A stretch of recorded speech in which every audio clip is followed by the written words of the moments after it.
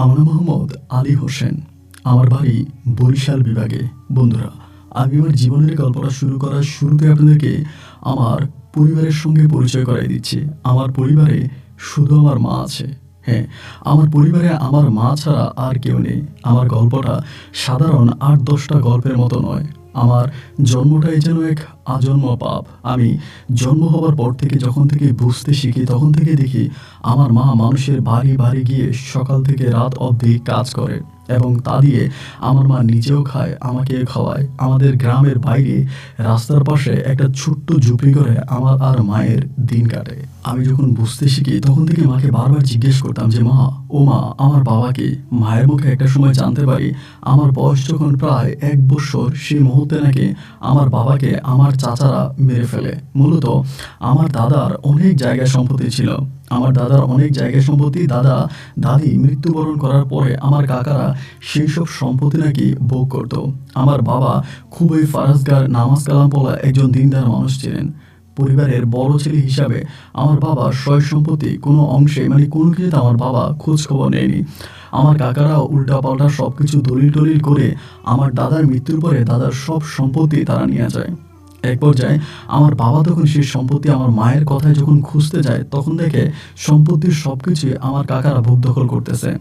আমার বাবা যখন এই সম্পত্তি নিয়ে কথা বলে বা সম্পত্তি নিয়ে আলোচনা করে, সেখানে আমার কাকারা সবাই মিলে আমার বাবাকে হত্যা করে, এমনটাই আমার মা বলেছিল। এবং বাবার এই মৃত্যুর পরে আমার মা তখন থানায় গিয়ে মামলা করে যে আমার বাবাকে মেরে ফেলেছে। সেই মামলার সূত্র ধরে গ্রামবাসীরা আমার মাকে বলেছিল, তুমি থানায় মামলা করো না, আমরা গ্রামের মানুষ এটা বিচার করে দিব। কিন্তু যেহেতু আমার মা বলতে চাচ্ছে এটা একটা হত্যা, সেক্ষেত্রে আমার মা থানার বা আইনের আশ্রয় নেয়। আর আইনের আশ্রয় নেয় বলে গ্রাম পঞ্চায়েতের লোকেরা তখন আমার মাকে ওই গ্রাম থেকে বের করে দেয়। আমার মা তখন গ্রাম থেকে বেরিয়ে এসে আমার নানা নানির অবস্থাও খুব বেশি একটা ভালো ছিল না। তারাও ছিলেন দারিদ্র্যসীমার একদম নিচে। আমার মা চিন্তা করলো তাদের কাছে গিয়েও বা কী করবে, সেখানেও তো আমার মায়ের কোনো আশ্রয় নেই। যার জন্য আমার মা আমাকে নিয়ে রাস্তার পাশে সরকারি এক জায়গায় একটা ঝুপড়ি ঘর বানিয়ে বেড়েপল্লির মানুষের মতো জীবনযাপন করতে শুরু করলো। আমি আস্তে আস্তে করে মায়ের কাছে বড় হচ্ছিলাম। আমার যখন বুঝ হয়, বয়স হয়, আমি তখন দেখি প্রতি রাতে আমার মা বড় একটা বঁটি মাথায় নিয়ে তারপরে ঘুমাতেন এবং অনেক দুষ্ট মানুষরা আমার মায়ের ইজ্জত হানি করার জন্য ওই ঝুপড়ি ঘরে আশেপাশে ঘুরতেন। আমার মা যখনই বুঝতেন কেউ একজন আসছে, আমার মা তখনই বলতেন, আমার মাথার কাছে বঁটি আছে রে, আয় আয় ভিতরে আয়, এক কোপ দিয়ে 2 কল্লা ফেলে দিব। এমন করে যখন ভয় দেখাতেন, এরপরে কেউ আর ঘরের ভিতরে ঢুকতো না। এমন করে এই দিন আর রাতগুলো কাটতেছিল। আমার বয়স তখন আনুমানিক কত হবে, প্রায় 4 থেকে 5 বছর বয়স, সঠিক আমার খেয়াল নাই। সেদিন ঝড়ের রাত ছিল, প্রচণ্ড রকমের ঝড় বইতেছিল। মনে হয় যেন আমাদের ঝুপড়িঘরটা ভেঙে যাবে। এমন পরিস্থিতির মধ্যে হঠাৎ করে আমাদের ঘরে 2-3 জন লোক ঢুকে গেল এবং ঢুকে যাওয়া মাত্রই তারা দৌড়ে এসে আমার মাকে ধরে ফেললো। আমি ছোট মানুষ ছিলাম, চিৎকার চেঁচামেচি করতেছিলাম, কিন্তু আমার ওই চিৎকার চেঁচামেচি কারো কানে যাচ্ছিল না। একটা লাথি মেরে আমাকে তখন ঝুপড়ি ঘরে ফেলে দিল। মুহূর্তের মধ্যে আমার মাকে আমাদের ওই ঝুপড়ি ঘর থেকে বের করে আমাদের সেখানেই একটা ছোট গাঙের মতো আছে, গাং না ঠিক, এটা একটা দিঘির মতো, ওই দিঘির দিকে আমার মাকে টেনে নিয়ে যাচ্ছিল। আমি তখন চিৎকার চেঁচামেচি করতেছিলাম, বাট আমি কাউকেই পাচ্ছিলাম না। ঝুপড়ি ঘর থেকে বের হওয়ার পরে তখন থেকে একটা রাস্তা ছিল, পাশে একটা রাস্তা। আমি ভেবেছিলাম হয়তো রাস্তা দিয়ে কেউ না কেউ আসবে বা কেউ না কেউ আমার মাকে বাঁচাতে আসবে। আমি দৌড়িয়ে রাস্তার কাছে যাওয়ার পরে দেখলাম একটা কুকুর দৌড়ে আমার দিকে আসতেছে। তা আমি তখন আরও ভয় পেয়ে গেলাম যে কুকুরটা আমার দিকে দৌড়ে আসতেছে এবং কুকুরটা আমার দিকে এসে আমার দিকে মনে হয় 2-3 মিনিটের মতো তাকায় ছিল এবং তাকায় থাকার পরে কুকুরটা যখন দৌড় দিল ওই আপনার খালের দিকে বা ওই দিঘির দিকে যেখানে আমার মাকে টেনে নিয়ে গেছিল। এবং কুকুরটা যখন দৌড়ে গেল, আমার মা তখন কিছুক্ষণ পরে দেখলাম দৌড়ে ওখান থেকে বেরিয়ে আসতেছে। রাতটা ছিল আমার জন্য এক কিয়ামতের রাত্রি। আমি দৌড়ে মার কাছে যাই, মা তখন আমার নিয়ে দৌড় দেয়। পাশে একটা গ্রাম ছিল, সেই গ্রামের মধ্যে গিয়ে ঢুকে এবং গ্রামের মানুষদেরকে আমার মা তখন ডাকে এবং গ্রামের সবাই তখন উঠে আসে এবং উঠে আসার পরেই সবাই তখন এইদিকে দৌড়ে আসে। তো জানতে পারে এরা আসলে খারাপ দুষ্ট মানুষ ছিল এবং অন্য কোনো গ্রামের ছিল। তো অনেক খোঁজাখুঁজি করলো, বাট তাদেরকে আর খুঁজে পাওয়া গেল না, তারা চলে গেল। এরপরই সেই গ্রামের মানুষরা সেই গ্রামে যারা আছে তারা সবাই মিলে সিদ্ধান্ত নিল, যেহেতু আমার বাবাও নাই এবং আমার মা এরকম রাস্তার পাশে থাকে, তার উপর বড় বিপদ হতে পারে। এই চিন্তা ভাবনা করে সবাই তখন বলল আমার মাকে সেই গ্রামেই থাকার জন্য। মানে যে গ্রামে আমরা থেকেছিলাম, মানে আমার মাকে যে গ্রামের মানুষ সেভ করেছে, সে রাতে আশ্রয় দিয়েছে, সে রাতে আমরা ওই গ্রামে থাকার জন্য। তো গ্রামের অনেক মানুষ তখন বলাবলি করতেছে, কিছু মানুষ বলে থাকুক আমাদের গ্রামে, আবার কিছু কিছু মানুষ বলে এই মহিলা খারাপ, তিনি অবৈধ কাজ করতেন, রাস্তার পাশে ঝুপড়ি করে থাকতেন, হয়তো তিনি বিভিন্ন লোকদের সঙ্গে খারাপ কাজ করেছে, এরকম খারাপ একটা মহিলাকে এই মানে আমাদের গ্রামে জায়গা দেওয়া ঠিক হবে না। কেউ বলে জায়গা দিবি, কেউ বলে দিবে না। এবং অনেকেই বলাবলি করতেছে, মহিলা যদি খারাপই হবে তাহলে ইজ্জত বাঁচানোর জন্য কেন রাতের বেলা আমাদের গ্রামে এসে আমাদের আশ্রয় নিয়েছে। তো সেখানে আরেকজন প্রোটেক্ট করে বলে যে মহিলার সঙ্গে হয়তো দাম দর বনে নাই, বা হয়তো টাকা কম দিয়েছে, বা কিছু একটা হয়েছে, এই জন্য সম্ভবত মহিলা দৌড়িয়ে চলে এসেছে। তো আজ যেহেতু মা এরকম একা একটা জায়গা থেকে সবাই তাকে খারাপ বলবে, এটাই স্বাভাবিক। কিন্তু ভাই সত্যি কথা বলতে আমি কোনোদিনও আমার মাকে খারাপ কিছু করতে দেখি নাই। আমার মা 5 ওয়াক্ত নামাজ পড়তেন, রোজা রাখতেন, মানুষের বাড়িতে দিন থেকে রাত অবধি হাড় ভাঙা পরিশ্রম করতেন, কিন্তু কখনোই অসৎ পথে গিয়ে আমার মা টাকা উপার্জন করতে আমি কখনোই দেখি নাই। একটা পর্যায়ে গ্রামের সবাই তখন সিদ্ধান্ত নিল যে না, যেহেতু এরকমই ঘটনা ঘটতেছে, ও তাদেরকে আমাদেরকে ওই গ্রামে রাখবে না, ওই গ্রাম থেকে তখন আমাদের বের করে দিল। এক রাত থাকার পরে পরের রাতে আমার মা আমাকে বুকে নিয়ে আবার সেই ঝুপড়ি ঘরে এসে ঢুকলো।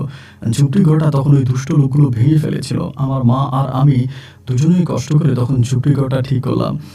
তখন আস্তে আস্তে বিকেল হয়ে যাচ্ছিল। বিকেলের মুহূর্তে আমার মা চিন্তা করতেছে, বিকেল হয়ে যাচ্ছে, একটু পরে পৃথিবীটা অন্ধকারে ছেয়ে যাবে, এবং আল্লাহ না জানি কি জানি হয়, এই দুষ্ট লোকগুলো নাকি আবার আসে, আমি যেন কোন বিপদে পড়ি।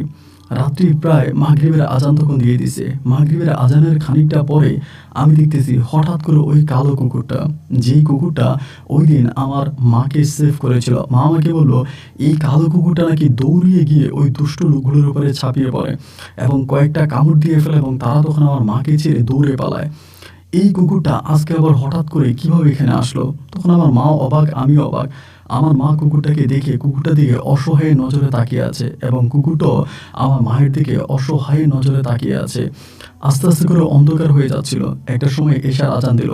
আমার মা উজু করে ওই ঝুপড়ি করে এশার নামাজ আদায় করলো। যখনই ঘরের দরজা খুলতেছি, মানে আমাদের ওই ঝুপড়ি ঘরের দরজা খুলতেছি, তখনই দেখি দরজার ঠিক সামনে কুকুরটা বসে আছে, এবং কুকুরটা বসে আছে। এরকম করে সারাটা রাত কেটে গেল। ফজরের আজানের খানিকটা পরে এই কুকুরটাকে আর দেখি না, মানে কুকুরটাকে আর দেখতে পাই না। এবং না দেখতে পাওয়ার পরে ওই দিনও আমার মা তখন কাজ টাজ করলো, এবং পরে রাতের বেলায় ঠিক মাগরিবের আজানের পর পরে কুকুরটা জানি কোত্থেকে এসে আমাদের ঘরের দরজার মধ্যে শুয়ে থাকে, মানে ঘরের দরজায় চলে আসে। এটা আসলে কোনোভাবেই বুঝতে পারতেছিলাম না যে এই কুকুরটা কোত্থেকে আসে। তো আমার মা কাজকাম করে যা সামান্য খাবার থাকে এই খাবারগুলো কুকুরটাকে দিত, কিন্তু এটা কখনোই খাইতো না। এবং এইভাবে প্রতিদিন মাগরিবের আজানের পর পরে কুকুরটা চলে আসতো। এইভাবে 4-5 দিন পরে একদিন রাতের বেলায় আমার মা আমারে বলতেছে যে মা উঠে গেছে, মানে শোয়া থেকে উঠছে। তো সারা রাত কিন্তু কুকুরটা আমাদেরকে পাহারা দিত এই 4-5 দিন। মা একদিন শোয়া থেকে উঠছে, উঠার পরে হঠাৎ আমার ঘুম ভেঙে গেছে। তাই মারে বললাম যে মা তুমি এত রাতের বেলায় কই যাও? মা তখন বলে তুই যাইস না, তুই এখানে বয়, তুই এখানে শো, মা আসতেছে। তাই মনে করলাম যে মা মনে হয় টয়লেটে যাবে, এই জন্য মনে হয়। তো আমি তখন শুয়ে আছি, বাট ঘুম আসতেছে না। অনেকটা সময় পেরিয়ে গেল, কিন্তু মা আর ঝুপড়ি ঘরে ফিরে আসে না। মা যখন ঝুপড়ি ঘরে ফিরে আসে না, আমি তখন চিন্তা করলাম বিষয়টা কি, মা আসে না কেন? এবার আমি আস্তে আস্তে করে ঘর থেকে বেরোলাম, এবং বের হওয়ার পরে দেখলাম কি আমাদের ওই ঝুপড়ি ঘর থেকে খানিকটা দূরে আমার মা বসে আছে, এবং মায়ের পাশে পাঞ্জাবি পরা অবস্থায় সম্ভবত কোনো একটা লোক বসে আছে, এরকমটা আমার কাছে মনে হলো।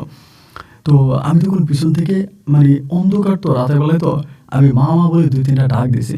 ডাক দেওয়ার পরে আমার মা ওখান থেকে উঠে আসছে, এবং উঠে আসার পরে আমার কাছে আসছে, এসে বলে তোরা না বললাম ঘরে থাকতে, উঠে আসলি কেন? আমি বললাম মা আমি না ঠিক বুঝতে পারতেছিলাম না যে তুমি এত রাত্রে ওইখানে কার সঙ্গে কথা বলতেছিলা, মনে হলো তোমার পাশে পাঞ্জাবি পরা কোনো লোক বসে আছে। আমার বাবা বলে হ্যাঁ আমার সঙ্গে বসেছিল তোর নানা। আমি বললাম না না, তো আমি তো মানে আমার নানা ভাই মারা গেছে, এবং নানা ভাইয়ের কোনো স্মৃতি আমার তেমন মনে নেই। আমার নানি আছে, আর আমার হচ্ছে গিয়ে মামারা আছে। তো মা কখনোই তার মানে আমার নানুর বাড়িতে যায় না। তাই মারে বললাম যে মা এটা কোন লোক তোমার সঙ্গে বসেছিল, এখন যে আর দেখতেছি না। আমার মা বলে তুই ঘরে যা, তুই ঘরে যা। এই বলে মা আমাকে আবার ঘরে পাঠিয়ে দিল। আমি আর কিছু বললাম না। এরপরে দেখা গেল প্রায় প্রতি রাতে আমার মা উঠে ওইখানে চলে যেত, মানে এখান থেকে খানিকটা দূরে ওইখানে যাইতো। তো যাওয়ার পরে এবার মাঝে মাঝে দেখতাম যে মা কোরআন শরীফ নিয়ে যায়, সাথে করে কোরআন শরীফ নিয়ে যায়, এবং কোরআন শরীফ নিয়ে গিয়ে ওখানে বসে থাকে। ওই মুহূর্তে তার কুকুরটাকে আর দেখতাম না। এই যে একটা কুকুর আমাদের বাড়ির সামনে ঘোরাফেরা করতো বাসার সামনে, এই কুকুরটাকে তখন আর দেখতে পাইতাম না। তো আমার মাকে তখন আর কেউ ডিস্টার্ব করতো না, কেউ কোনো ক্ষতি করতো না, বা মা ওই সময়টাতে কোনো কাজকামও করতো না। যে অন্য সময় তো দিনের বেলায় বাইরে যেত, কাজ করতো এবং এভাবেই চলতো। বাট সে সময়টাতে দেখতাম যে না, মা বাইরেও যায় না, মা কোনো কাজও করে না। কিন্তু আমাদের ঘরে পর্যাপ্ত খাবার আছে এবং এই খাবার কোত্থেকে আসে তার কোনো ব্যাখ্যা বা উত্তর আমি খুঁজে পেলাম না। মাকে একটা সময় জিজ্ঞেস করলাম যে মা, তুমি প্রতি রাতের বেলায় এই ঝুপড়ি ঘর থেকে এত দূরের একটা অন্ধকার জায়গায় গিয়ে তুমি আসলে কি করো? মা আমাকে বলে, আমি তো কোরআন পড়তে পারি না, আমি তো কোরআন সহি শুদ্ধভাবে পড়তে পারি না, তো নানার কাছে আমি কোরআন পড়ি। তা আমি তখনও বুঝি না যে কোন নানা। পরে আমি মারে বললাম যে মা, আমি নানারে দেখবো, আমার নানারে দেখতে ইচ্ছে করতেছে। আমার মা তখন আমারে বলে, তো নানারে দেখতে পাবি কিন্তু কারো কাছে বলতে পারবি না, কাউকে বলবি? আমি বললাম যে না মা, তুমি যদি মানা করো তা আমি কাউকে বলবো না। এরপরে একদিন রাতের বেলা আমি সর্বপ্রথম ওই হুজুরকে দেখতে পাই এবং উনি অনেক বেশি লম্বা ছিলেন, চেহারাটা এত উজ্জ্বল ছিল যা ঠিক বলার মতো না, এবং মুখে চাপদারি ছিলেন, ওনার মাথায় একটা পাগড়ি পরা ছিলেন, সাদা পাগড়ি। উনি আমাদের এই ঝুপড়ি ঘরের মধ্যে আসছে এবং আসার পরে আমার আম্মার সঙ্গে উনি বসছে এবং আমি তখন বলতেছিলাম যে আমি তো আপনাকে চিনি না, বা আপনাকে, তখন আমার মা বলতেছিল এটা তোর নানার বন্ধু, তো নানা জীবিত থাকা অবস্থায় তোর নানার বন্ধু ছিল, এটা তোর নানার বন্ধু। পরে আমি বললাম যে নানার বন্ধু, তা কেমন বন্ধু? মা বলে এটা তোর নানার বন্ধু। তো আমি তো ছোট মানুষ, কোনো কিছু অতটা বুঝতাম না। তো উনি রাতের বেলায় যখনই আসতো আমাদের জন্য খাবার নিয়ে আসতো, মিষ্টি নিয়ে আসতো, এটা নিয়ে আসতো, ওইটা নিয়ে আসতো, আমরা খাবার খাইতাম। আমার মা তখন বাইরে কোনো কাজের উদ্দেশ্যে যাইতো না। অনেকেই তো ধরেন কারো বাড়িতে মেহমান আসছে বা ভারী কোনো কাজ আছে, তখন আমার মাকে নেওয়ার জন্য আসতো। আমার আম্মা তখন যাইতো না এবং না গেলে পরে সেই দুষ্ট লোকেরা আমার আম্মাকে খারাপ কথা বলতো। বলতে মহিলা এখন বাইরে কাজ দেয়, বিভিন্ন পুরুষে মহিলার কাছে আসে, মহিলা খারাপ কাজ করে, এই জন্য মহিলারা এখন কাজ করতে চায় না বা মহিলা এখন আর কাজে যায় না, এরকম করে বিভিন্ন ধরনের উল্টাপাল্টা কথা আমার আম্মাকে বলে যেত। কিন্তু আমার আম্মা এই সময় কোনো কিছু মনে করতেন না। তারা যে এত খারাপ কথা বলতেন, এত বাজে কথা বলতেন, আমার আম্মা এগুলো সহজে হজম করে নিতেন। ওনাদের কোনো কথার উত্তর আমার আম্মা ওভাবে দিতেন না।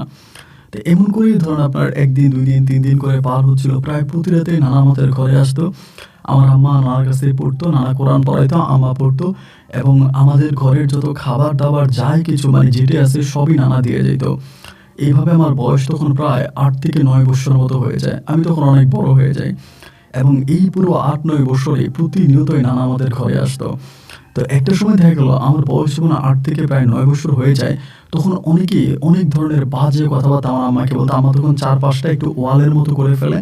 যদিও জায়গাটা সরকারি ছিল, আমার আম্মা এই জায়গাটা দখলে নিয়ে নেয় এবং দখলে নিয়ে আমার আম্মা তখন ওখানে ভালোভাবে থাকতে শুরু করে। তো আমার ওই বয়সে আসার পরে হঠাৎ করে আমার মা একদিন অসুস্থ হয়ে পড়ে। অসুস্থ বলতে গিয়ে আমার মায়ের হাঁপানি ওঠে। মানে এরকম হাঁপানি উঠে আমার আম্মা মানে নিঃশ্বাস নিতে পারে না, নিঃশ্বাস নিতে খুব কষ্ট হয়। তো এই নানা যখন রাতের বেলা আসতো আমার আম্মার মাথায় হাত দিত, আমার আম্মার চিকিৎসা করার চেষ্টা করতো। তা আমি আমার নানারে বলতাম যে নানা, মানে আমার আম্মা তখন বলতো যে নানা জিন, আমাকে এটা বলতো, মানে বলেই দিছে যে মা এটা জিন। তা আমিও তখন জানতাম যে নানা জিন। আসলে বিষয়টা ঠিক এরকম হয়েছে যে ছোটবেলা থেকে যাকে আমি দেখতে দেখতে বড় হয়েছি, সে জিন কি মানুষ এতে আমার কিচ্ছু যায় আসে না। মানে ধরেন আপনাকে এরকম করে বলি, দেখবেন সাপুরিয়াদের সন্তানেরা সাপ নিয়ে খেলা করে, ছোট বাচ্চারাও সাপের সাথে খেলে, বাট আমরা মূলত সাপ দেখলে ভয় পাই। তো বিষয়টা এরকম হয়েছে, যেহেতু ছোটবেলায় আমার ওই নানাকে দেখে দেখে আমি বড় হয়েছি, সুতরাং এই নানা জিন কি মানুষ এতে আমার কাছে কিছু যায় আসে না। আমি স্বাভাবিকভাবেই তাকে দেখতাম এবং সে আমার কাছে আসতো, তার সঙ্গে কথা বলতাম। তো ওই বয়সে তখন নানা ভাই বলতেছিল, আমারে বলে, আমি বললাম নানা ভাই, মা তো বলে তুমি নাকি জিন, আর জিনেরা তো সব কিছু করতে পারে, তা তুমি আমার মাকে সুস্থ করে দাও, আমার মাকে ভালো করে দাও। আমার নানা তখন আমার দিকে তাকিয়ে বলতেছে যে যে যেতটুকু হয়াত নিয়ে দুনিয়াতে আসছে সে ততদিনই বেঁচে থাকবে, জিনেরা কখনো মানুষের হয়াত বৃদ্ধি করতে পারে না। আমি বললাম যেমন? আমার নানা তখন আমাকে বলে, তোর মায়ের সময় শেষ, তোর মা আর বেশি দিন বাঁচবে না। আমি বললাম নানা, আমার মা যদি মরে যায় তাহলে আমি কোথায় যাব, আমি কি করব, আমি কিভাবে বাঁচবো? নানা তখন আমাকে বলতেছিল, তোর বেঁচে থাকা নিয়ে কোনো টেনশন করতে হবে না, আল্লাহ দুনিয়াতে তোর মাকে যেমন করে বাঁচায় রাখছে তোরও তেমন করে বাঁচায় রাখবে। এই কথাগুলো নানা বলতো এবং এই নানার সঙ্গে আমি যেদিন কথা বলি তার ৩ দিন পরেই একদিন রাতের বেলায় নানা আসছে, তখন আপনার প্রায় মধ্যরাতের কাছাকাছি, এবং নানা এসে আমারে বলতেছে যে আলী হোসেন একটা পাঞ্জাবি গায়ে দে। তো আমাদের ঘরে যত পোশাক আশাকি সবই নানাই এনে দিত। তো এই নানার দেওয়া একটা পাঞ্জাবি আমি তখন গায়ে দিছে। গায়ে দেওয়ার পরে আমার নানা বলে, তোর মায়ের কাছে বস, তোর মা এখন চলে যাবে। তো তো আমি বললাম যে, "মা চলে যাবে তো কোথায় চলে যাবে নানা?" মা বলতেছে মানে নানা বলতেছে যে, "তোর মা এখন মৃত্যুবরণ করবে।" তো আমি মায়ের পাশে বসে আছি, মায়ের হাত ধরে আছি, কান্নাকাটি করতেছি এবং একটা পর্যায়ে আসলেই আমার আম্মা দুনিয়া ত্যাগ করে। তা আম্মা যখন মৃত্যুবরণ করে, আম্মার এই মৃত্যু দেখে আমি তখন খুব কষ্ট পাই, কান্নাকাটি করি। তো আমার নানা তখন আমারে বলতেছিল, "এখন তো তোর আম্মা মারা গেছে, এখন কারো কাছে যাওয়ার দরকার নেই। ফজরের আজানের পরে এরপরে তুই গিয়ে মানুষ ডেকে আনবি। সবাইকে বলবি যে তোর আম্মা মারা গেছে। গ্রামের ভিতরে যেয়ে বলবি।" তো এরপরে আস্তে, আস্তে করে যখন একটু আলো ফুটলো, তখন নানা ভাই চলে গেছে এবং আমি তখন বিভিন্ন মানুষদেরকে ডাকতে শুরু করছি পাশের বাড়ির। তো অনেকেই তখন আসছে এবং আসার পর আমারে বলে, "তোর মা মারা গেছে কখন?" আমি বলছি, "তো মধ্যরাতে মারা গেছে।" তাই আমার মায়ের একটা আদেশ ছিল যে নানার কথা কাউরে বলা যাবে না। মানে কাউকে বলতাম না। তা আমারে সবাই বলতেছে যে, "তোর মা মধ্যরাতে মারা গেল? তা তুই আমাদেরকে ডাকলি হচ্ছে সকালবেলা, তা মধ্যরাতে ডাকলি না কেন? মধ্যরাতে কেন ডাক দিলি না?" আমি এই প্রশ্নের কোনো উত্তর কাউকে দেই না। এবং সবাই তখন বলল যে, "কোথায় মাটি দিবি? মাটি কোথায় দিবি?" পরে যেহেতু সরকারি জায়গা ছিল, আমি বললাম যে, "এখানে আমার আম্মাকে আমি মাটি দিব।" আমার আম্মার মৃত্যুর খবর শুনে আমার কাকা-কাকি বা আমার কেউই আসে নাই। শুধু আমার মামারা আসছে। বাট আমার মামারাও আমার আম্মার সঙ্গে সম্পর্ক অতটা ভালো না। এবং তারা আসছে, তারা এসে আমার মাকে দাফন করে তারা আবার চলে গেছে। তারা একটাবারের জন্য এটা চিন্তা করে নাই যে ছোট মানুষ আমি কোথায় থাকবো, কি খাবো বা কি করব? তো সেখানে পার্শ্ববর্তী যে গ্রাম আছে, ওই গ্রামের একটা লোক আমার আম্মার মৃত্যুর পরে আমারে বলল যে, "আলী হোসেন, তুই এখন কই থাকবি? তোর আম্মা তো মারা গেছে। তুই আমাদের সঙ্গে চল আমাদের বাড়িতে।" তো ওই লোকগুলা তখন আমাকে নিয়ে গেছিল। এখানে একটা বিষয় আপনাকে বলে রাখি, আমার মায়ের যে জানাজার নামাজ হইছে, সেই জানাজার নামাজে ইমাম সাহেবের পাশে আমার নানা দাঁড়ায় ছিল। এইটা শুধুমাত্র আমি দেখতে পাইছি, ওখানকার থাকা অন্য মুসল্লিরা কেউই দেখতে পায় নাই। এবং অনেক সময় নানা আমি যখন কাঁদতাম, নানা এসে আমার চোখের পানি মুছে দিত, আমার পাশে দাঁড়ায় ছিল। পুরাটা ক্ষণ মায়ের দাফন-কাফনের সম্পূর্ণটা সময় নানা ভাই আমাদের সঙ্গেই ছিল। আমাদের সঙ্গেই ছিল এবং আমাদের মাকে দাফন-কাফনের সম্পূর্ণতে উনি সাহায্য করেছে। বাট এই সাহায্যটা উনি শুধু আমিই দেখতে পাই বা আর কেউ দেখতে পায় না। তো যেই লোকটা আমাকে নিয়ে গেছিল তিনি ছিলেন সেলিম মোড়ল। তারা সবাই সেলিম মোড়ল বলত। তো সেলিম মোড়লের বাড়িতে আমাকে তখন রাখা হইছে। রাখা হওয়ার পরে এই নানা মাঝে, মাঝে আসতো এবং আইসা আমার সঙ্গে কথাবার্তা বলতো, আমার সঙ্গে দেখা করতো এবং এরকম করতে, করতে সেলিম মোড়ল তখন আমাকে তার বাড়িতে নিয়ে আসলে মূলত কাজ করাইতো। আমি তো অতটাই ছোট না, ধরেন ৮-১০ বছর বয়স আমার তখন। আমি তো সবই বুঝি, তো আমাকে দিয়ে বিভিন্ন কাজ করাইতো। স্কুলেও ভর্তি করায় না, খাওয়া-দাওয়া ভাবে দেয় না, বাট সারাদিন আমারে কাজ করায়। এমন করে প্রায় অনেকগুলো দিন অতিবাহিত হয়ে গেল। হয়ে যাওয়ার পরে নানা একদিন আমারে বলল কি, বিকেলবেলা তখন আপনার প্রায় জোহরের নামাজের কিছুটা পরে আরকি। আমি কাজ করতেছিলাম মাঠের মধ্যে সেলিম মোড়লের। তো এই নানা এসে আমাকে ডাক দিছে। ডাক দিয়া বলে, "একটা কাজ কর, ঘরে যা, গোসল করে একটা পাঞ্জাবি গায়ে দিয়ে আয়।" তো দিনের বেলায় তখন যখন বলছে, আমি তখন দৌড়ে ঘরে গেছি, গোসল করছি। সেলিম মোড়ল আমার সাথে বকাবকি শুরু করছে। তোর ওখানে কাজে দিয়ে আসলাম, কাজ শেষ না করে তুই গোসল করলি কেন?" আমি কিছু বলি নাই। একটা সাদা পাঞ্জাবি ছিল, পাঞ্জাবিটা গায়ে দিছি, টুপি পরছি, পরে নানার কাছে আসছি। আসার পরে নানা আমারে বলে, "আমি তোরে নিয়ে যাবো, চল।" নানা আমার সঙ্গে করে নিয়ে গেছে। তো সঙ্গে করে এখান থেকে নিয়ে গেছে। নিয়ে যাওয়ার পরে স্বাভাবিকভাবে আমারে নানা হাঁটাইতেছে। আমি হাঁটতেছি। কই হাঁটতেছি, কোন জায়গায় যাইতেছি আর কিছুই জানি না। বাট আমি শুধু হাঁটতেছি। হাঁটতে, হাঁটতে একটা পর্যায়ে আমি খুবই টায়ার্ড হয়ে যাই। অনেক ক্লান্ত হয়ে যাই। শরীর তখন আমার চলে না। তাই আমি বলি যে, "নানা, আমি আর হাঁটতে পারতেছি না। আমার খুব ক্লান্ত লাগতেছে। আমার শরীর আর চলে না।" তাই আমার বলে, "আয় তুই আমার কোলে আয়।" তো নানা তখন আমাকে এভাবে বুকে নিল। বুকে নিয়ে বাচ্চাদের মতো করে কোলে নিল এবং কোলে নিয়ে উনি হাঁটতেছে। তো হাঁটতে, হাঁটতে একটা পর্যায়ে আমারে বলে, "উঠ, উঠ।" কয়েকটা ডাক দিছে। পরে আমি উঠছি। উঠার পরে তখন আমি দেখলাম যে একটা মাদ্রাসা। অনেক বড় একটা মাদ্রাসা, মাদ্রাসার সামনে। তাই আমি বললাম যে, "নানা, এটা কোন মাদ্রাসা?" আর আমি যতটুকু জানি আমাদের বাড়ি হচ্ছে বরিশালে এবং আমার সব বরিশাল আমি এটাই জানি। তবে নানা তখন আমারে বলতেছে, "এটা নাকি চট্টগ্রাম।" তাই আমি বললাম, "এটা চট্টগ্রাম?" বলে, "হ্যাঁ, এটা চট্টগ্রাম। চট্টগ্রামের একটা মাদ্রাসায়। আমি এই মাদ্রাসায় তোরে নিয়ে যাবো, তোরে ভর্তি করাই দিব এবং তুই এই মাদ্রাসায় পড়াশোনা করবি। তোর যদি কেউ বলে যে তোর কিছু বললি, তুই আমার পরিচয় দিবি না, শুধু বলবি আমি তোর নানা।" তাই আমি বললাম যে, "ঠিক আছে।" ওই বয়সে আরকি। তখনই নানা তখন আমারে করলো কি, ওই মাদ্রাসাতেই ভর্তি করাই দিল। নানার সঙ্গে গেছে, উনি সিগনেচারও করছে, হুজুরের সঙ্গে কথাও বলছে এবং একজন স্বাভাবিক মানুষের মতো ওই মাদ্রাসায় আমাকে তখন ভর্তি করে দিয়ে আসে। নানার সঙ্গে মাদ্রাসায় যাই এবং মাদ্রাসায় ভর্তি হই এবং ভর্তি হওয়ার পরে ওখানকার হোস্টেলে আমি তখন থাকতে শুরু করি। নানা কিন্তু আমাকে বারবার সতর্ক করতো যে, "আমি যে তোর কাছে আসি, আমি যে তোরে টাকা দিই, আমি যে তোরে পড়াই, এটা তুই কারো কাছে বলবি না। শুধু বলবি আমার নানা আসে। কোন নানা, নানা কি করে, আমার অদৃশ্য বা আমার গায়েবী বা আমি যে জিন, এটা কারো কাছেই প্রকাশ করবি না।" তা আমি এটা মূলত কারো কাছেই বলতাম না। তো এখানকার হুজুররা আসছিল, হুজুর আমারে পড়াইতো এবং তারা আমারে পড়াইতে গিয়ে খুব অবাক হয়ে যেত। কারণ ওখানে যে বাকি ছাত্রগুলা ছিল, আমি ওদের থেকেও খুব সই-শুদ্ধভাবে কোরআন পড়তে পারতাম।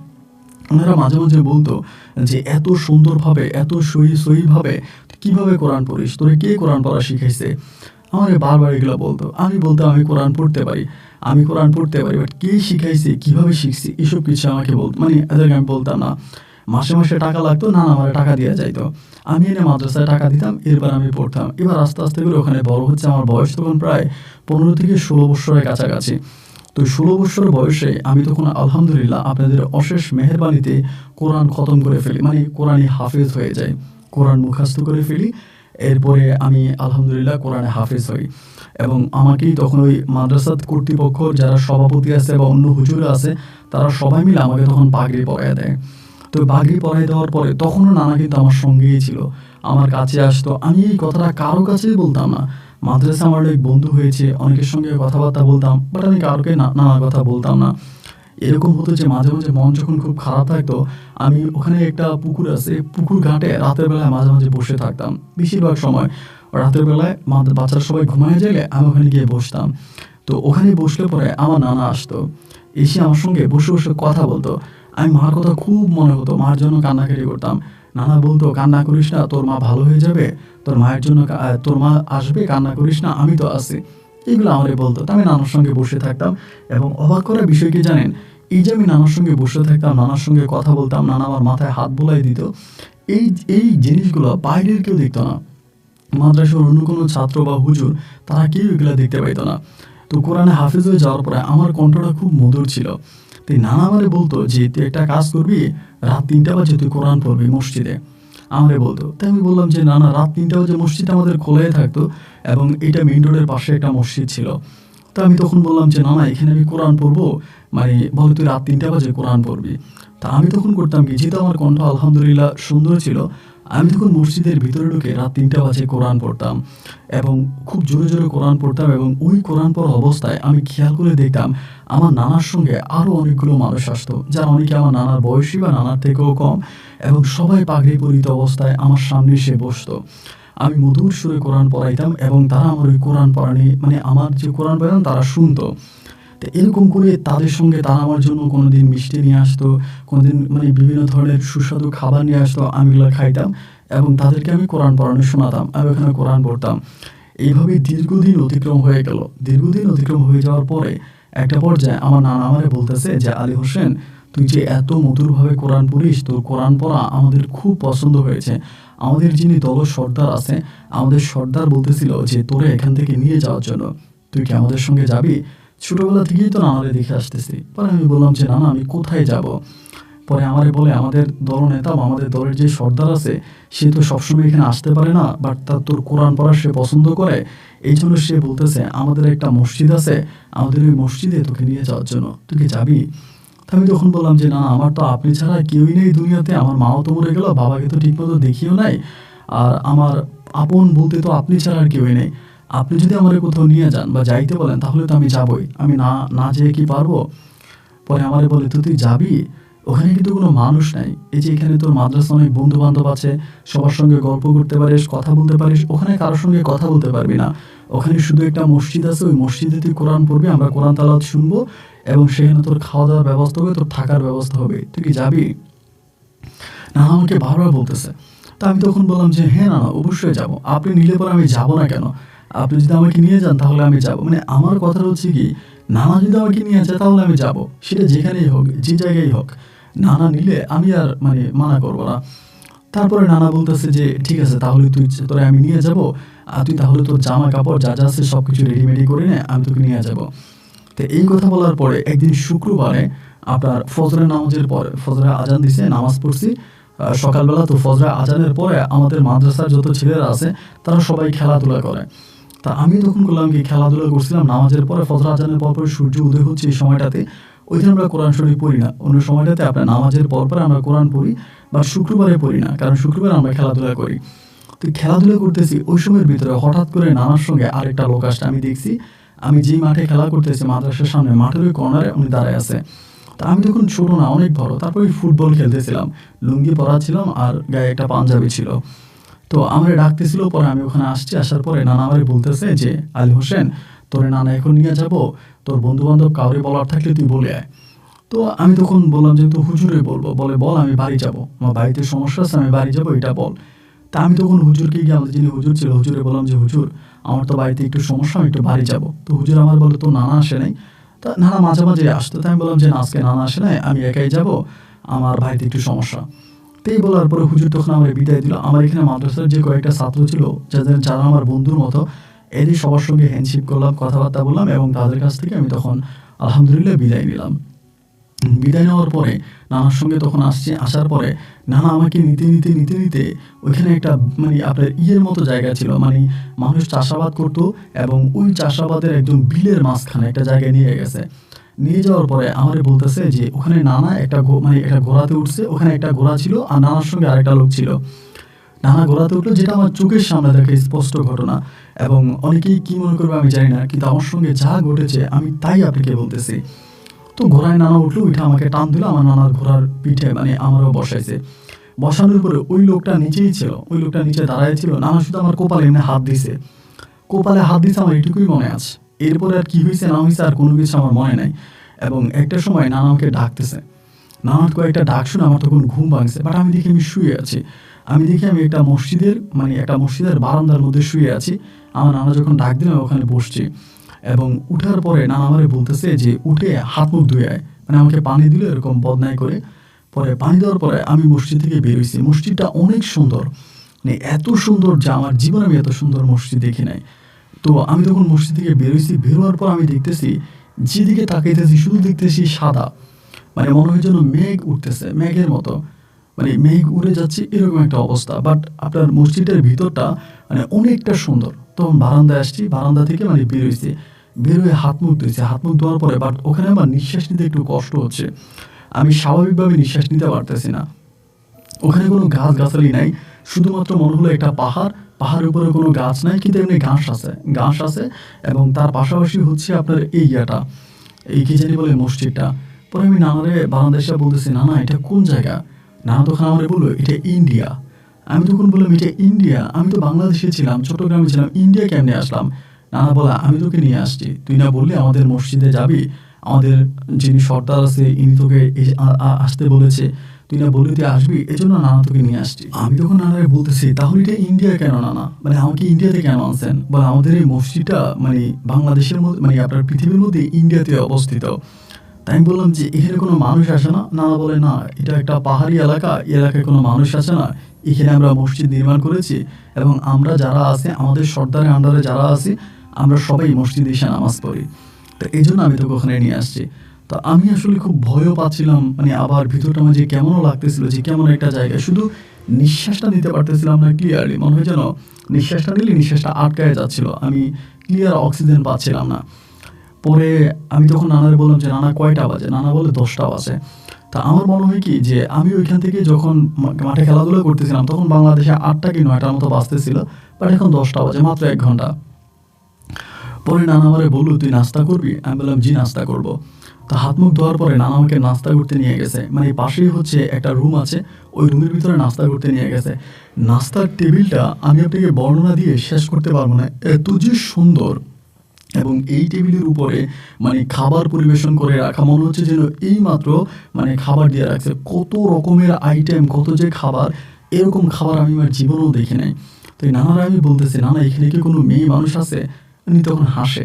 আমি বললাম যে, নানা আছে। বলে, না, কোনো মেয়ে মানুষ তো নাই। কেন? আমি যে, কোনো মেয়ে মানুষ না থাকলে এত খাবার দাবার কে দিয়ে গেল? নানা বলে, যে দিয়ে গেছে তুই খা। তা আমি খাবার খাইছি। খাবার খাওয়ার পরে আমি মসজিদে গিয়ে বসতাম। তো বসলে পরে আমার নানা আমার সঙ্গে কথা বলতেছে, এমন সময় নানা বলে, তুই আজান দে। কোনো মাইক্রোফোন নাই, কিছু না, আমি মসজিদের মধ্যেই একটা কোণার মধ্যে দাঁড়ায় তখন আজান দিলাম। আজানের পরে ভাই শুশু শুশু করে অনেক মানুষ মসজিদে আসছে। তো এত মানুষ দেখে আমি ভয় পেয়ে গেছি, যে এত মানুষ, যারা অনেক লম্বা এবং দেখতে খুবই সুন্দর, সবাই সে কাতারে কাতারে দাঁড়ায় গেছে। নানা তখন আমারে বলতেছে যে, আমারে বলে, আলী হোসেন, যেতে নামাজ পড়া। তো আমি তো মসজিদে নামাজ পড়াইতাম, আমি যেখানে মাদ্রাসায়, যেখানে আমি কোরআনে হাফেজ হয়েছি, ওখানে মাঝে মাঝে নামাজ পড়াইতাম। তো নানা আমার বলে, তুই নামাজ পড়া। এবার এই সর্বপ্রথম আমি ওই দিন ওই মসজিদে জোহরের নামাজ পড়াই এবং জোহরের নামাজটা পড়ে মাত্র সালামটা ফিরে এলাম। সালামটা ফিরানোর পরে পিছনের দিকে তাকাই দেখতেছে ওরা ওদের মতো করে সুন্নত আদায় করতেছে এবং সুন্নত আদায় করে যে যার মতো করে বেরিয়ে যাচ্ছে। নামাজ আদায় করতেছে, বেরিয়ে যাইতেছে, কেউই আর ভিতরে থাকতেছে না। মানে কারোর সঙ্গে আমার কোনো কথা হচ্ছে না। নামাজ আদায় করতেছে, তারা বেরিয়ে যাচ্ছে। শুধু নানাই বসে আছে এবং এরকম করতে করতে আমার এই নানা তখন বলতেছে, তুই কি রেস্ট করবি একটু? আমি বললাম, হ্যাঁ রেস্ট করবো। নানা বলে, তাই রেস্ট কর। আমি তখন ওখানে রেস্ট করতেছি, বাট আমার প্রস্রাব পায়খানার জন্য মসজিদের পাশেই হচ্ছে একটা টয়লেটও রাখা আছে এবং সেখানে পর্যাপ্ত পানিও পাইতাম। কীভাবেই পানি আসতো এই জায়গায় কিছুই বুঝতাম না। তো এরকম করতে করতে এবার আসরে আজান দিছে। আসলে আজানটা দেওয়ার পরে মানে আমি আজান দিয়েছি আর টাইমলি আমার কাছে একটা টাইমিংও ছিল, নানা আমাকে ঘুরিয়েও দিয়েছে।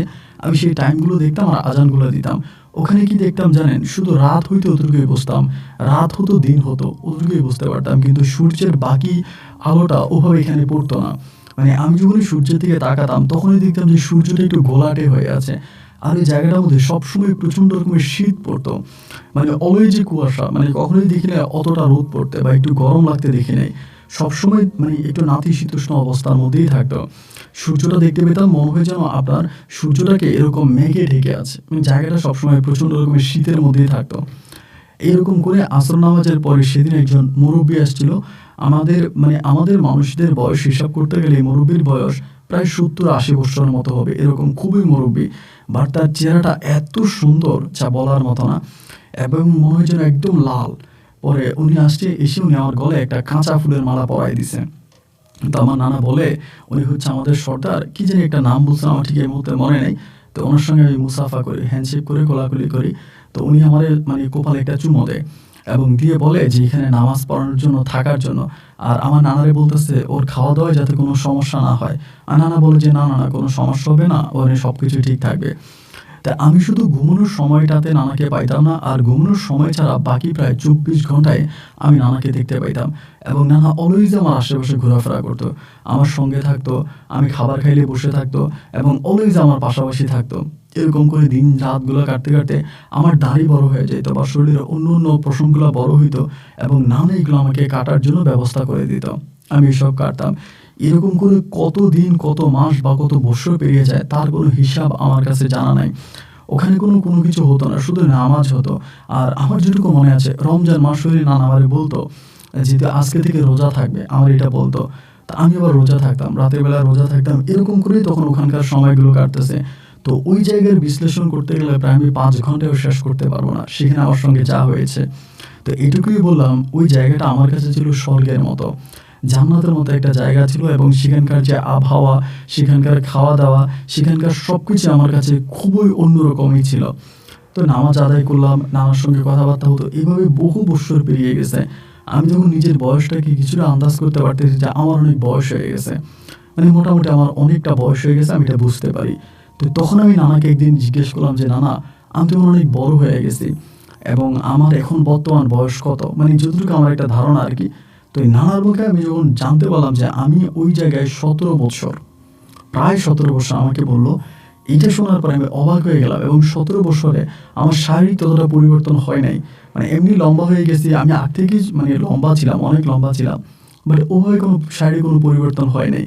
তো আমি বললাম নানা, এখানে আমি 17 বছর? বলে হ্যাঁ, এখানে তুই 17 বছর। তাই আমি বললাম যে নানা, এখানে তো আমার ভালো লাগতেছে না। মানে তখন মানে ভিতরে কেমন যেন একটা হাহাকার হাহাকার লাগতো, মানে শান্তি লাগতো না, এক ধরনের কষ্ট অনুভব হতো, মানে কি জানি হারিয়ে ফেলছি, কি জানি পাই না, এরকম মনে হতো। তো একটা পর্যায়ে আমি নানারে বললাম যে নানা, আমার তো এখানে ভালো লাগে না, আমি তো বহু বছর ধরে ওখানে ছিলাম এবং আপনাদেরকেও নামাজ পড়াইছি, আমার এখন দুনিয়াতে চলে যেতে ইচ্ছে করে। আমি অনেক দিন ধরে মানুষ দেখি না এবং কেমন জানি একটা অন্যরকম জগতে চলে আসছে। তো এই নানা আমার দুষ্টমি করে হাসি দিয়ে বলে, তোর কি বিয়ে করতে ইচ্ছে করে? আমার এমনি বলে। তা আমি তখন কিছুই বলি না, মানে হাসি। পরে আমার বলে, তুই কি চলে যাবি? এই 17 বছর পরে আমার ভিতর তখন মনে হলো যে হ্যাঁ, আমি চলে যাব। মানে এটা মনে হলো যে হ্যাঁ, আমি চলে যাব, আমি এখানে থাকবো না। আমি তখন নানারে বললাম যে নানা, আমি এখানে থাকবো না, আমি আসলেই চলে যাব। পরে আমার বলে, তুই কোথায় যাবি? যে মাদ্রাসায় ছিলি সেই মাদ্রাসায় যাবি নাকি অন্য কোথাও যাবি? পরে আমি বললাম যে নানা, ছোটোবেলায় তো আপনি আমাকে বরিশাল থেকে নিয়ে আসছেন এবং আমি যতটুকু জানি বরিশালে আমার মায়ের কবর আছে, আমি আমার মায়ের কবরটা জিয়ারত করতে চাই। উনি আমাকে তখন এই কথাটা বলার পরে আমার দিকে খুব মায়া নজরে তাকাইছে, তাকে বলতেছে যে তোর মায়ের কবরে যাবি? আমি বললাম হ্যাঁ, মায়ের কবরে যাব। তো আমারে বলে যে, "তোর মায়ের কবরটা আগের মতোই আছে, খুব সুন্দর জায়গায় আছে। আমি এটা মাঝে, মাঝে পরিষ্কার করি এবং জায়গাটা ভালো আছে এবং তুই যদি চাস আমি তোকে নিয়ে যাবো। তো তুই কবে যাবি?" আমি বললাম, "না, না, আপনি যেদিন বলেন আমি সেদিনে চলে যাবো। যত দ্রুত সম্ভব আমার এখান থেকে নিয়ে যান।" পরে আমারে বলে, "আচ্ছা ঠিক আছে, আমি তোরে ২-১ দিনের ভিতরে নিয়ে যাবো।" এই ঘটনার প্রায় ২ দিন পরে তারা আমারে একটা পুরস্কার দেয়। আসলে এই পুরস্কারের বর্ণনা আমি আপনাকে কিভাবে দিব? শুধু এটুকুই বলি যে, একটা মানুষের রাজা হওয়ার জন্য এর থেকেও বেশি কিছুর প্রয়োজন নাই। ওরা আমাকে যা দেয় এবং এই জিনিসটা দিয়ে আমাকে বলে যে, মানে এটা আমাকে তারা দেয়। দেওয়ার পরে নানার কাছে এটা আমি রাখি কিন্তু। আমি এটা আমার নানার কাছে রাখি। রাখার পরে আমি বললাম যে, "নানা, এটা আপনার কাছে থাক এবং আমার যখন প্রয়োজন হবে আমি আপনার কাছ থেকে চেয়ে নিবো।" তো তারা আমাকে বিদায় দেয় এবং একইভাবে নানা আমাকে সেই বরিশালে নিয়ে আসে। আসার গল্পটা ঠিক যাওয়াটার মতোই। যেভাবে আমাকে নিয়ে গেছে এইভাবে আমাকে এনে দিছে। এবং বরিশাল আসার পরে ওই সেই জায়গা যেখানে আমার মাকে দাফন করা হয়েছিল, তখন জায়গাগুলো অনেক পরিবর্তন হয়ে গেছে। এদিকে বিল্ডিং-টিল্ডিং উঠে গেছে রাস্তার পাশে এবং সরকারি ওই জায়গাটাও তখন প্রায় অনেক মানুষ দখল করে ফেলছে। জায়গাটা সরকারি খাস জায়গা ছিল। অনেকেই তখন দখল-টখল করে বিল্ডিং-টিল্ডিং উঠাই ফেলছে। তো আমার মায়ের কবরটা কিন্তু তখন পর্যন্ত আসে। তো মায়ের কবরে যাওয়ার পরে আমি তখন ওখানে দাঁড়ায় আছি। মানে কাউকেই চিনতে পারি না। কারণ এত বৎসর পরে প্রায় ৩০ বৎসর থেকে প্রায় ৩৫ বৎসরের কাছাকাছি। আমি তো আর কাউকে চিনতে পারি না। তো সবাই আসে বা এটার পাশে যে একটা গ্রাম ছিল সেই গ্রামটাও এখন আর নাই। সব বিল্ডিং-টিল্ডিং হয়ে গেছে। তো এখানে আমি তখন আমার মায়ের কবরের কাছে দাঁড়ায় আছি। অনেকক্ষণ পরে একটা লোক আসছে। লোকটা আসার পরে আমারে তখন বলতেছে যে, "তুমি কে?" আমারে বলে। আমি তখন বললাম যে, "এখানে যে মহিলা আছে আমি ওনার ছেলে।" পরে বলতেছে যে, "এই মহিলার কবরে মাঝে, মাঝে একটা মুরুব্বি আসে, আইসা কবরটা পরিষ্কার করে এবং কবর জিয়ারত করে। ওই মুরুব্বিটা তোমার কি হয়?" আমি বললাম, "ওই মুরুব্বিটা আমার নানা।" পরে বলতেছে, "ও আচ্ছা।" তো এই জায়গার মধ্যে আমি তখন থাকলাম। পরে নানারে বললাম যে, "নানা কি করা যায়?"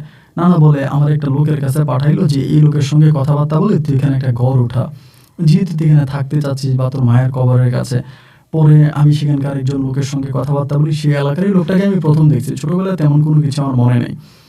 তো ওই লোকটাকে দেখলাম, তার সঙ্গে কথাবার্তা বললাম। তিনি তখন বলল যে, "এটা তো সরকারি জায়গা। এটা তাদের কমিশনারের সাথে কথা বলতে হবে।"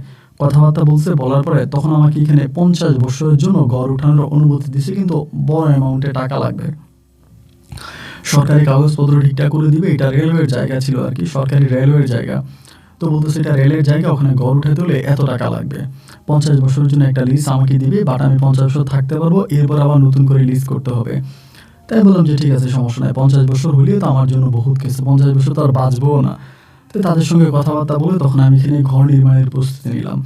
মোটামুটি আমার ঘর নির্মাণ প্রায় হয়ে গেছে এবং এই সম্পূর্ণ কাজগুলার টাকা নানাই আমাকে দিছে।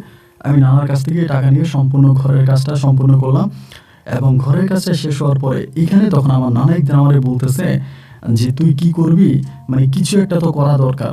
অনেকেই অনেক ধরনের প্রশ্ন অনেকের মনে। তা আমার নানা তখন আমারে বলল, "যেহেতু এখানে একটা ঘর দিয়েছিস, এটার সামনে তুই একটা দোকান দে।" আমাকে ব্যবসার একটা আইডিয়া দিল। তো আমি যার মাধ্যমে জায়গাটা নিছি তার সঙ্গে কথাবার্তা বলি। সেও বলল যে, "আপনার ইচ্ছে হলে আপনি দিতে পারেন।" তো এই ১ম আমি ওখানে একটা দোকান নির্মাণ করি। দোকান বলতে মুদির দোকান এবং দোকানটার মধ্যে আমি হালাল বিক্রি করতাম এবং আপনার যেটা ন্যায্য মূল্য সেটার থেকে আমি ১ পয়সাও বেশি বিক্রি করতাম না, ওইটাতেই বিক্রি করতাম। মাঝে, মাঝে ক্যাশে বসে থাকতাম। নানা আমার কাছে আসতো। আসার পরে নানার সঙ্গে গল্পগুজব করতাম, কথাবার্তা বলতাম। এইরকম দুষ্টামি-আস্তামি করতে, করতে একটা পর্যায়ে নানা আমারে বলতেছে যে, "এই দিক দিয়ে আপনার হাইওয়ে রোডের মতো গাড়ি-টাড়ি চলে। রোডটা অনেক বড় হইছে।" নানা বলে যে, "এখানে কোনো মসজিদ নাই।" আমারে বলতেছে, "এই জায়গায় কোনো মসজিদ নাই?" অনেক সময় অনেক গাড়ি যাতায়াত করার সময় আজান দিয়ে ফেলে।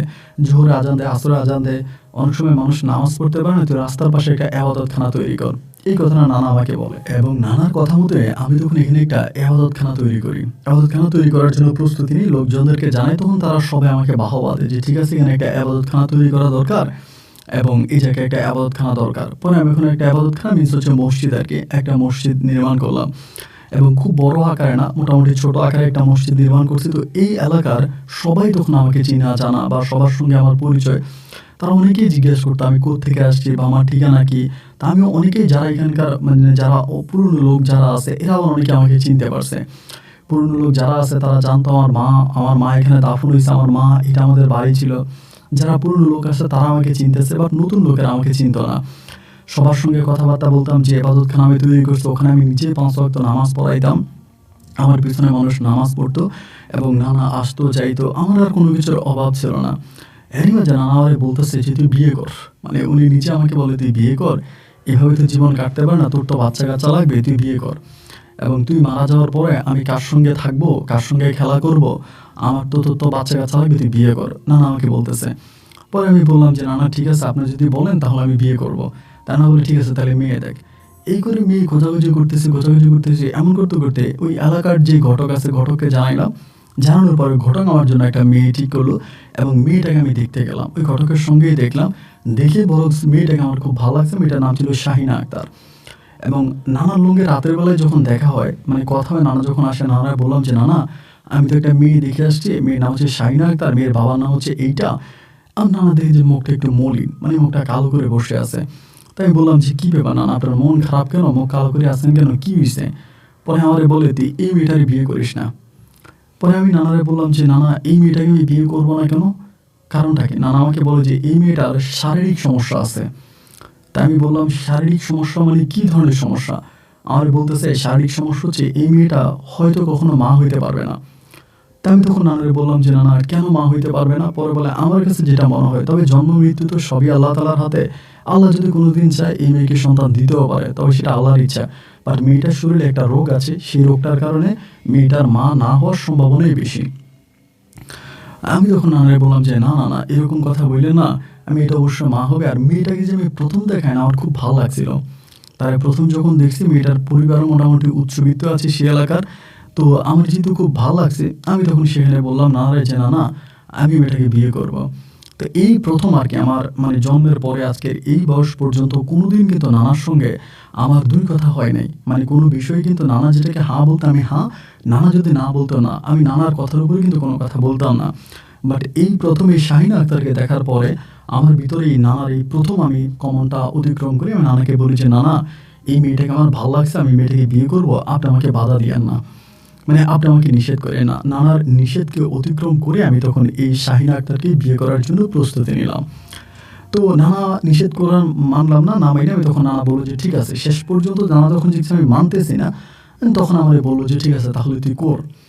তো এবার নানার মতে আমি তখন এই শাহিনা আক্তারকে দেখলাম, দেখে শুনে আমার বেশ ভালোই লাগছে। তার বেশ বসা চলাফেরা সব কিছুই ভালো। তার পরিবারের সঙ্গে কথাবার্তা বললাম। যেহেতু আমি এখানে বাড়ি বানাইছি, প্রতিষ্ঠিত ব্যবসায়িক এবং জায়গাটা লিসের উপরে নিয়েছি, পিছনে আমার মায়ের কবর, তো তারা সব কিছু দেখে তারা যতটুকু জানতে পারছে, আমি আমার ঠিকানা সব কিছু দিয়েছি, তারা আমার ঠিকানাও জানছে। এবার আমার কাছে তারা মেয়ে বিয়ে দেবে পারিবারিকভাবে। তখন এই শাহিনা আক্তারের সঙ্গে আমার বিয়ে হয় এবং বাসর ঘরে অনেক ধরনের দুষ্টমি হয়, আমার নানা অনেক দুষ্টমি করে। এটা শাহিনা বুঝতে পারে না, কিন্তু আমি বুঝতে পারি। এভাবে শাহিনাকে বিয়ে করার প্রায় আপনার ১ মাস অতিক্রম হয়ে যাওয়ার পরে শাহিনা তখন কিছুটা বিষয়, যেহেতু আমি ওর সঙ্গে থাকি, ঘরে থাকি, ওই কিছুটা বিষয় আন্দাজ করে ফেলে যে আমার সঙ্গে এরকম কিছু একটা ঘটতেছে বা আমি এরকম অদৃশ্য কিছু একটার সঙ্গে কথা বলতেছি। তো এই জিনিসটা ও অনেকভাবে হচ্ছে ডাউট করে ফেলে, মানে সন্দেহ করে ফেলে। করার পর আমাকে ও বারবার বলে যে তুমি কার সঙ্গে কথা বলো, কে আসে তোমার কাছে, তুমি কার সঙ্গে জানি হাসাহাসি করো, ঘরে দেখে কোনো মানুষ নেই, তুমি একা একা হাসো, তার কারণটা কি? তা আমি তখন চিন্তা করতেছিলাম যে ওরে কি বলবো, কিন্তু নানা আমাকে বলতেছে যে ওকে ধরে এসব কথা না বলার জন্য, এবং ওকে এখন এসব কথা বলে দিলে ও হয়তো এটা স্বাভাবিকভাবে নিতে পারবে না, হয়তো অন্য কিছু মনে করবে। যেহেতু জিনদেরকে সবাই খারাপ নজরেই দেখে, জিনেরা ভালো হয় খুবই কম। তাই নানা আমারে বলতেছে যে আমার কথা এখন বলিস না, তাই আপাতত বলার প্রয়োজন নাই। এরপরও তো ওর চোখকে আসলে আর ফাঁকি দিয়ে রাখা যাইতেছে না। ও বুঝতে আছে যে আমি কারোর সঙ্গে কথা বলতেছি, দেখা করতেছি, কারোর সঙ্গে হাসাহাসি করতেছি। এরকম করে প্রায় ৬ থেকে ৭ মাসের মতো অতিক্রম হয়ে গেল। ও আর বাচ্চা নিচ্ছে না। আমি বিভিন্ন কবিরাজের কাছে নিচ্ছি, হুজুরের কাছে নিচ্ছি, অথবা অনেক সময় ডাক্তারদের দেখাচ্ছি, কিন্তু নানা আমাকে যেটা বলছে ও মা হবে না, ওর শারীরিক অসুবিধা আছে এবং ওই অসুবিধার কারণে ও মা হতে পারবে না। নানা এটা আমাকে বারবার বলতো। তা আমার বিশ্বাস ছিল যে ও মা হবে। ও মা হবে না কেন, ও মা হবে, আমার এটা বিশ্বাস ছিল। আমি নামাজ কালাম পড়তাম, আল্লাহর কাছে প্রার্থনা করতাম, জিন যেটা বলে এটা তো আর সত্যি হয় না। হয়তো আমার নানা বলতেছে তার শারীরিক কোনো একটা সমস্যা আছে, আল্লাহ চাইলে হয়তো সেই সমস্যা আল্লাহ তাআলা ভালো করে দিতে পারে, এতে সে মা হতেও পারে। এই হচ্ছে আমার আল্লাহর কাছে ফরিয়াদ। এরকম করে সময়গুলো কাটতে প্রায় ৬ থেকে ৭ মাসের মাথায় এবার দেখলাম যে না, ও মোটামুটি সবার কাছে বলাবলি করতেছে, ওর আব্বা আমার কাছে বলাবলি করতেছে যে আপনাদের জামাইয়ের সঙ্গে জিন আছে এবং আপনাদের জামাই এইভাবে জানি কার সঙ্গে কথাবার্তা বলে। এবার তারা আস্তে আস্তে আমাকে হুজুর দেখাইতে শুরু করছে। আমার শ্বশুর শাশুড়ি বিভিন্ন হুজুরের সঙ্গে কথাবার্তা বলে, আমার শরীরে তাবিজ পরানোর চেষ্টা করে। ওই মুহূর্তে নানা তখন আমাকে বলতেছে যে তুই তোর বউকে বুঝিয়ে বল। নানার অনুমতি ক্রমে আমি তখন শাহিনারে একদিন সুন্দর করে খাটের মধ্যে বসায়া আমি তখন বিস্তারিত বলতেছিলাম। শাহিনাকে বিস্তারিত বলা মাত্রই ও তখন লাফ দেয়, খাটের মধ্যে একটা লাফ দেয়। লাফ দিয়ে ও কী করে পাশের রুমে গিয়েই দরজাটা আটকায় দেয়। তাই আমি ওরে বলতেছি দরজা খোলো, ও দরজা খোলে না, এবং সেখান থেকে দরজা খুলে ও তখন এই রাত্রিবেলায় ঘর থেকে বেরিয়ে যায়। এবং বেরিয়ে ওদের বাসা তো দূরে ছিল না, মানে আমার বিল্ডিং থেকে কাছাকাছি, ওই রাতের বেলায় দৌড়ে ওদের বিল্ডিংয়ে চলে যায় এবং বিল্ডিংয়ে গিয়ে ইতিমধ্যে ওরা আব্বা আম্মাকে ওর সব কিছু জানায় দেয় যে এমন এমন ঘটনা, ওর সঙ্গে জিন আছে এবং এই জিন ওর সঙ্গে থাকে, এটাও নানা ও ছোটোবেলা থেকে ওর সঙ্গে আছে। এইগুলোর আব্বা আম্মাকে বলে দেওয়ার পরে তাদের তো তখন চোখ কপালে উঠে যায়। আমি রাতের বেলায় শ্বশুর বাড়িতে যাই, গেলে পরে আমার শ্বশুর শাশুড়ি তখন আমাকে ধরে। আমার ওয়াইফ ছিল, ওয়াইফের একটা ছোটো বোন ছিল, একটা ছোটো ভাই ছিল। আমার ওয়াইফের 2 বোন ছিল, আরেক ভাই ছিল। ওর আব্বা আম্মা তখন আমাকে ধরছে, 2 পাশ দিয়ে ধরে বলতেছে যে আলী হোসেন এমন এমন ঘটনা আমার মেয়ে বললো এবং এটা কতটুকু সত্য আমারে বলো। তা আমি নানা তখন আর কোনো কিছু মানে আমার শ্বশুর শাশুড়ি কিছুই বলতেছি না। তো আমি তখন মনে মনে নানার সঙ্গে কথা বলতেছি। নানা আমাকে বলে যে বলিস না, মানে মানা করে। তা আমি তো আমার শ্বশুর শাশুড়ি বলতেছি না, তারা এইভাবে ধরেন খুব করার একটা পর্যায়ে আমি তখন চলে আসি, মানে রাত্রেবেলায় ঘরে চলে আসি। আসার পরে নানার সঙ্গে দেখা, নানা আমার কোনো কিছুই বলে না। আমি নানার মনটাও তখন খুব খারাপ থাকে, আমি যতটুকু বুঝতে পারি।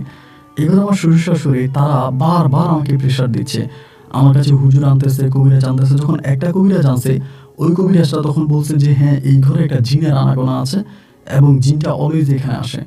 ওই কবিরাজটা তখন আমার বিল্ডিংটা বন্ধ করে দিয়েছিল, মানে তাবিজ দিয়ে বন্ধ করে দেয়, নানা ঢুকতে পারতো না। আমি বিল্ডিংয়ের বাইরে গিয়ে নানার সঙ্গে কথা বলতাম এবং একটা পর্যায়ে আমি নিজেই তাবিজগুলো উঠাই ফেলি। তো তারা তাদের মেয়েরা আমার কাছে দিবে না, যেহেতু তারা জানতেই পারছে যে আমার সঙ্গে একটা জিন আছে এবং সেই জিনটা আমার সঙ্গে উঠা বসা আছে, ছোটোবেলা থেকে আমার সঙ্গে আছে। এই জিন থাকা অবস্থায় তারা তাদের মেয়েরা আমার কাছে দিবে না। আমি আমার শ্বশুর শাশুড়িকে বলবো, একবার চিন্তা করি বলবো, নানা তো আমাকে নিষেধ করতেছে। নানা বলে এসব কথা বলতে গেলে তারা এটা নেগেটিভিটি নিয়ে যাবে, অন্যভাবে নিয়ে যাবে, এতে আরও বড় ধরনের সমস্যা হতে পারে। তোর না বলাটাই ভালো, তোর না বলাটাই শ্রেয়। এরপরেও যদি তুই বলবি মনে করিস, তাহলে এটা তোর চিন্তা ভাবনা বা তোর কথা, আমি কোনো কিছু বলবো না। তো এরপর আমি চিন্তা করলাম, যেহেতু আমার শ্বশুর শাশুড়ি এরকমই করতেছে, আমার সংসারটা ভেঙে যাচ্ছে, শুধুমাত্র সংসারটা বাঁচানোর জন্য তখন আমি আমার এই শাশুড়ির কাছে একদিন আমি কিছুটা বিষয় খোলাসা করি যে মা দেখেন এমন এমন ঘটনা, এটা ঘটছে। আমার শাশুড়ি পুরোটা ঘটনা শুনে আমার শাশুড়ি বললো যে ঠিক আছে, আমি ওনার সঙ্গে কথা বলতে চাই। আমি বললাম উনি তো আসলে সরাসরি কারোর সামনে আসে না, উনি শুধুমাত্র আমার সামনে আসে, আজ পর্যন্ত আমার ওয়াইফের সামনে আসে নাই। আমার শাশুড়ি বলতেছে যে ঠিক আছে, যদি এটা এরকমই হয় তাহলে একটা কাজ করে, এটা তোমার সঙ্গে থাকা অবস্থাতে আমার মেয়ে তোমার সংসার করবে না। আমি বললাম আমার জীবনে আমি যতটুকু পাইছি, যাই পাইছি সবই ওনার কারণেই পাইছি। উনি তো ছোটোবেলা থেকে আমার কোনো ক্ষতি করে নাই, আমার মায়ের সঙ্গে ছিল, আমার নানার সঙ্গে ছিল এবং এখন আমার সঙ্গে আছে। উনি তো আমার কোনো ক্ষতি করে নাই। আমার মৃত্যুর পর হয়তো আমার সন্তানের সঙ্গে থাকবে। আপনার মেয়েকে বিয়ে করার আগে উনি আমাকে মানা করছিল, আমি তারপর আপনার মেয়েকে বিয়ে করছি। পরে আমার শাশুড়ি আমাকে বলতেছে না আমরা তো জেনে শুনে যে লোকের সঙ্গে একটা জিন আছে, ওই লোকের কাছে আমাদের মেয়েকে দিতে পারি না। না, আমার শাশুড়ি রাজি না, আমার শ্বশুরও রাজি না। তারা এক শর্তে রাজি আছে, আমি তাবিজ তোমান যদি পড়ি এবং ওই জিন আমার কাছে আসতে পারবে না, এমন ব্যবস্থা তারা করে দিবে এবং এরপরে তাদের মেয়েকে আমাকে দিবে। এই প্রস্তাবে তো আমি রাজি না, এই প্রস্তাবে আমি কখনোই রাজি হব না। এমন করে তারা তখন তাদের মেয়েকে অন্যত্র বিয়ে দেওয়ার জন্য চেষ্টা করতেছে। তো বিভিন্ন জায়গায় বিয়ের ঘর আসতেছে, কিন্তু আমার নানা ঘরগুলো ভেঙে দিচ্ছে, বিভিন্নভাবে ঘরগুলো ভেঙে দিচ্ছে, যেহেতু মেয়ের সঙ্গে আমার সম্পর্ক আছে। তা আমি নানাকে বললাম যে নানা, বিয়ের ঘরগুলো ভাঙার দরকার নেই, যদি অন্য কোথাও বিয়ে হয়ে যায় তাহলে তার হয়ে যাক, কারণ সে তো আর আমার সংসার করবে না। তখনই নানা আমাকে বললো, আমি তোর সংসার ভাঙতে চাই না, আমি তোর সংসার নষ্ট করতে চাই না। তুই যদি মনে করিস যে তোর ওয়াইফ তোর কাছে আসা প্রয়োজন, তোর সাথে থাকা প্রয়োজন, আমি তোর কাছ থেকে চলে যাব। আমি বললাম যে না, ছোটোবেলা থেকে আপনার সাথে আমার সম্পর্ক এবং আমরা এত গভীরভাবে আছি, আপনি আমাকে ছেড়ে চলে গেলে আমি খুব কষ্ট পাবো। নানা আমাকে বলো, তোর সংসার করা দরকার, তোর বাচ্চা কাচ্চা হওয়া দরকার। আমি আল্লাহ তাআলার কাছে দোয়া করবো, আল্লাহ যেন তোকে সন্তান দেয় এবং সেই সন্তান নিয়ে যেন তুই ভবিষ্যতে ভালো থাকতে পারিস। আমি তোর কাছে না আসলে কোনো সমস্যা নয়, তবে আমি কিন্তু শাইনের জন্য খুব যে কষ্ট পাচ্ছি, এটা কিন্তু নানা বুঝতে পারতো। আমি ঠিকমতো খাওয়া দাওয়া করতাম না, ঘুমাইতাম না এবং সারাক্ষণে মনের ভিতরে এক ধরনের কষ্ট কাজ করতো শাইনার জন্য, যে শাইনা আমাকে ছেড়ে চলে গেছে, ও আসতেছে না কেন। নানা বিভিন্ন বিয়ের ঘর ভেঙে দিতেছে এবং তার বাবা মাও তাবিজ তোমার নিয়ে, হুজুর নিয়ে খুব ঝামেলা করতেছে এবং ইতিমধ্যে নানা নামেও অনেকগুলো অভিযোগ কিন্তু দেওয়া হয়ে গেছে যে নানা যে বারবার আমার কাছে আসে বা আমাকে টাকা পয়সা দেয়, আমাকে সাহায্য সহযোগিতা করে, আমার সাথে আছে। আমাদের যেরকম সর্দার আছে, মাতবর আছে, চেয়ারম্যান আছে, এমপি মেম্বার আছে, ঠিক এরকম জিনদের মধ্যেও আছে। জিনদের মধ্যেও সর্দার আছে, মাতবর আছে, তাদের প্রধানমন্ত্রী আছে, তাদের সব তাদের নিয়ম শৃঙ্খলার মতো আমাদের মতোই তাদের আছে। ঠিক না, আমাকে এসে মাঝে মাঝে বলতো যে আমার নামে অনেক অভিযোগ করা হইতেছে, আমি যেহেতু অনেক বয়স্ক একটা জিন, যার কারণে হয়তো তারা অতটা অ্যাকশন নিচ্ছে না, কিন্তু আমার নামে অভিযোগ যাইতেছে আমি যেগুলো করতেছি আমাদের জিনদের যে আইন আছে সে আইনের বাইরে আমি করতেছি, এগুলো করা আমার জন্য ঠিক হচ্ছে না, এটা আমার জন্য বেশ কষ্টকর হয়ে যাচ্ছে, আমি তোর কাছে না আসাই ভালো এবং তুই তোর বউ নিয়ে থাক। এইভাবে কথাবার্তা বলতে বলতে আস্তে আস্তে করে নানা আমার কাছে আসা কমিয়ে দিল। আসতেছে না আসতেছে না আসতেছে না, এবং তিনি দূর থেকে আমাকে বলতেছে তোর শাশুড়ি যেটা বলে সেটা কর, তোর শ্বশুর যেটা বলে সেটা কর, এবং তুই এগুলো করবি না। আমি তখন মানে শেষ পর্যন্ত আর কি করব, লাস্ট পর্যন্ত আমি তখন এই শাইনাকে বললাম যে ঠিক আছে, তোমার আব্বা আম্মা যা বলে আমি তাই করব, তুমি প্রয়োজনে আমার কাছে চলে আসো, তোমার আব্বা আম্মা যা বলে আমি তাই করব। এরপর ওর আব্বা আম্মা আমাকে হুজুর দেখাইতে শুরু করেছে, এবং শুধু হুজুর দেখায় নাই, আমার শরীর কেটে আমার শরীরের ভিতরে তাবিজ ঢুকেছে, মানে গাছের শিকড় ঢুকেছে আমার শরীর কেটে, শরীরের ভিতরে তাবিজ ঢুকেছে। এবং আমার যেই আপনার যেই ছিল, আমার যেই ব্যবসা বাণিজ্য ছিল সব আমার শ্বশুর দেখাশোনা করতেছে, এবং আমাকে অনেক দিন পর্যন্ত বেড রেস্টে রাখা হয়েছে।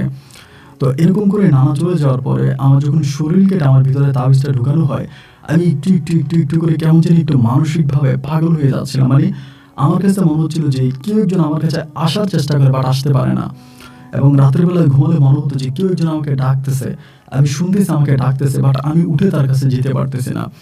এই বাধাগুলো প্রতিনিয়ত আমার মাধ্যমে আসতেছে এবং আমি এগুলো পাইতেছি। তো আমি তখন শাহিদারে বললাম যে শাহিনা, আমি তাবিজটা খুলে ফেলবো, এই তাবিজটা রেখো না, তাবিজটা কোথায় দিছে আমি সেটাও জানি না, শরীরের কোন অঙ্গে দেওয়া হয়েছে। এবং আমি তখন অনেক বেশি টেনশনে পড়ে যাই, শাহিনাকে বারবার বলি যে না, ও আমাকে কোথাও ঘর থেকে বেরোতে দেয় না, একরকম ঘরের ভিতরে আমাকে আটকায় রাখছে, আমার ব্যবসা বাণিজ্য সব কিছু আমার শ্বশুর দেখাশোনা করতেছে।